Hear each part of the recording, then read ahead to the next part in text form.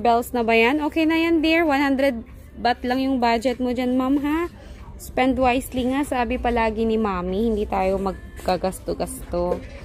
Kasi, alam mo naman, dapat bata pa lang ang ating mga anak. Tuturuan na natin silang mag-spend wisely. Magkano ba yung binili mo? 130. Ano? Apo. So, kailangan mo yung price. Tignan mo kung pasok yan, kung afford ba natin. Ito yung Ano? Ano ba talaga yung napupusuan mo? Yung gusto mo. Ganon? Isa mo tataran. Ang bigat din ng dala namin.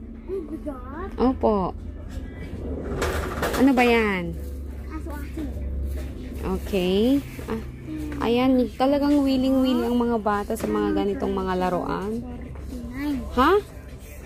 49. Oh, very good. You know how to check the prices. So, make it sure. I am clever and you. She's clever daw po. Mga kamiga. Ay, no? Okay na ba? O, tara na. Bayaran mo na. May pera ka? Oh, no. Tatabigyan. What is that? Kung ano-ano na lang.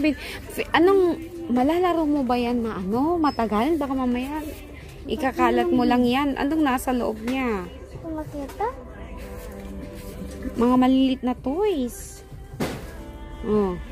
Sige, happy-happy yan. Oh, dali na. Wala ka na bang ibang bibilin? Dapat yung mga gagamit mo talaga. Gamit talaga?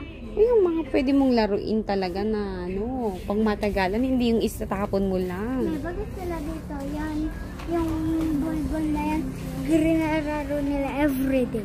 Oo, para syempre hindi sayang ang pagbili nila. Oh. Sige, tara na, bayan.